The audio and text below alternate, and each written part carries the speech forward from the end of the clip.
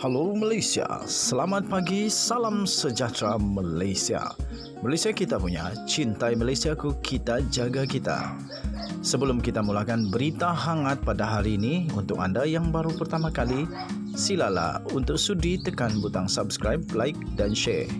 Sila juga tinggalkan komen anda kerana setiap komen anda amatlah dihargai. Berita hangat hari ini daripada channel ini, Denyut nadi suara rakyat bergema terus-menerus di dalam channel ini. Setiap hari kita membawakan berita-berita terbaru yang pastinya dinantikan oleh seluruh rakyat Malaysia. Kita akan mulakan berita kita. 1, 2, 3. Berita mula sekarang.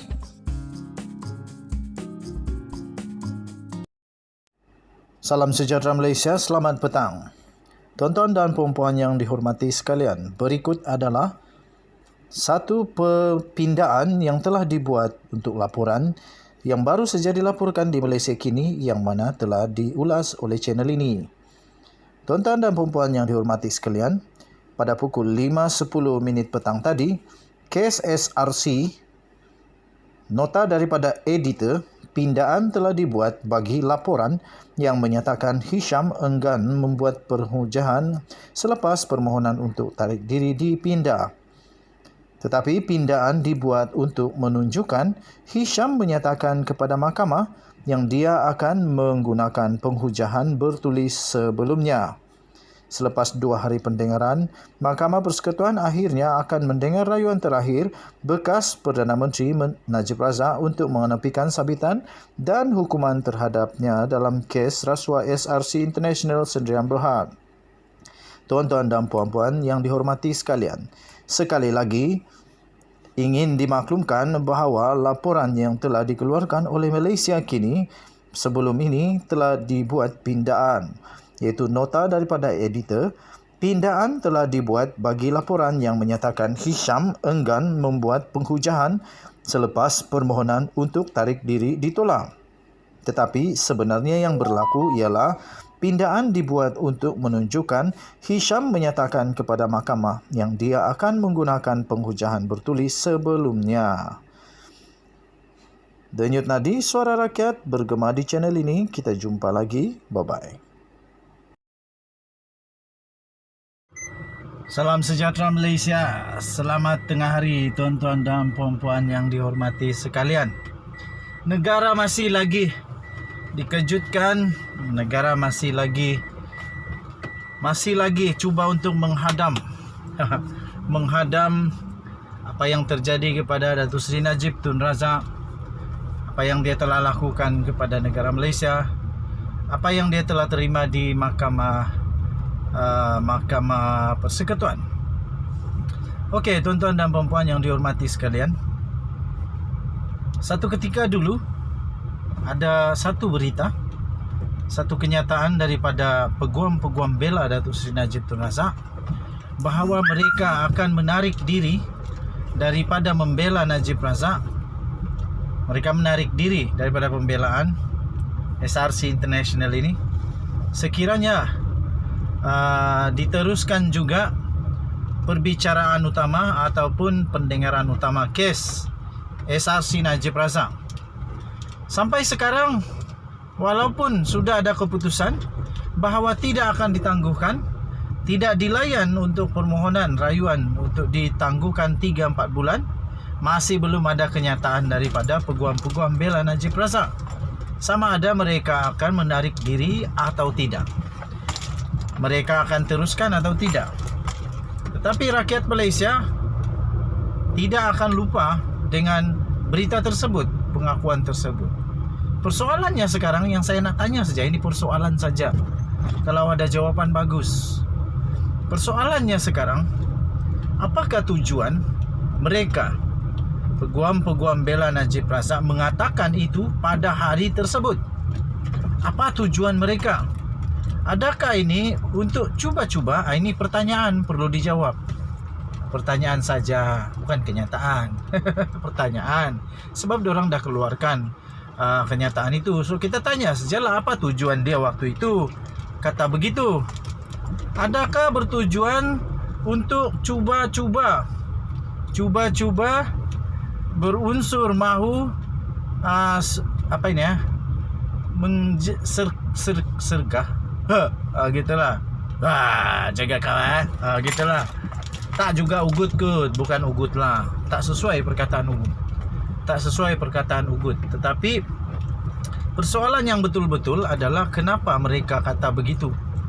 Adakah dengan mereka kata begitu mereka yakin bahawa hakim-hakim Mahkamah Persekutuan akan tergugat keputusannya, ataupun mempunyai belas kasihan yang dah tak perlu lagi pun. Sudah 4 tahun diberikan peluang. Adakah mereka bertujuan untuk memberitahu rakyat Malaysia bahawa tidak adil untuk perbicaraan ini? Tapi saya tetap berada bersama dengan Mahkamah Kehakiman Negara Malaysia, sistem perundangan negara Malaysia.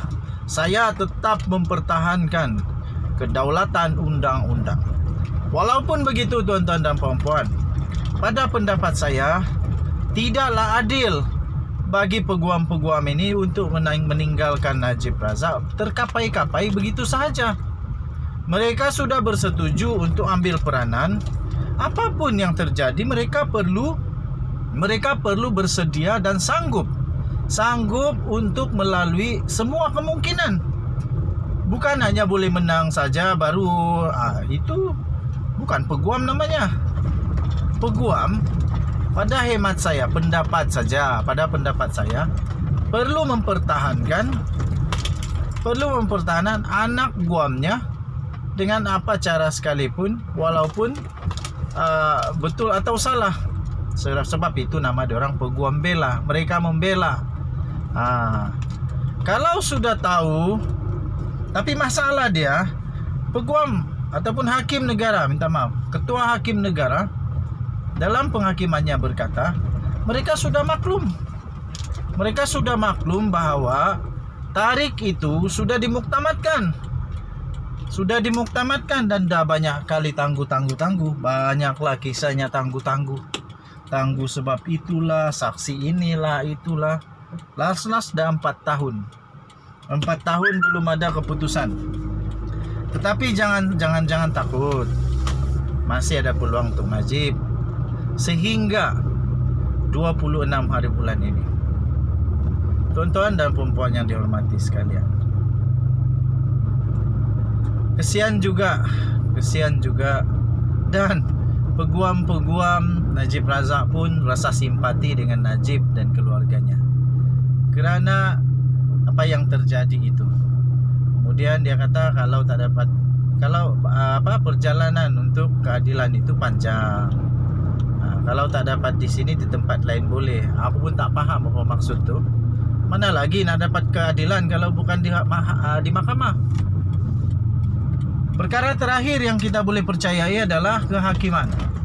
Perkara terakhir yang kita tempat mengadu nasib, mengadu peluang adalah di mahkamah.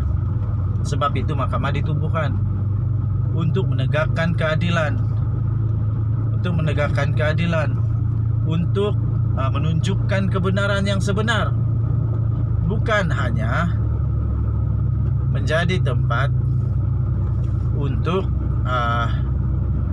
menunjukkan bahawa berkuasa, bukan, tapi untuk menegakkan keadilan. Terima kasih kepada hakim-hakim, semua hakim-hakim lah yang sentiasa berpegang kepada prinsip kedaulatan undang-undang negara Malaysia. Tahniah diucapkan. Inilah yang kita mahu. Dan terima kasih juga kerana di dalam perbicaraan ini saya yakin tidak akan ada gangguan lagi.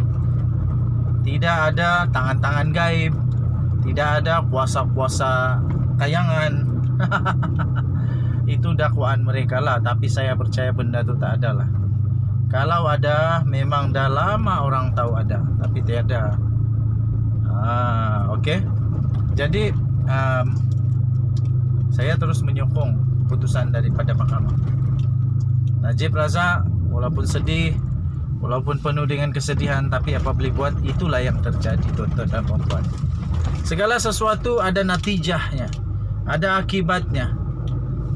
Kalau kita sanggup buat apa-apa saja, kena sangguplah terima akibatnya. Denyut nadi suara rakyat terus bergema di channel ini.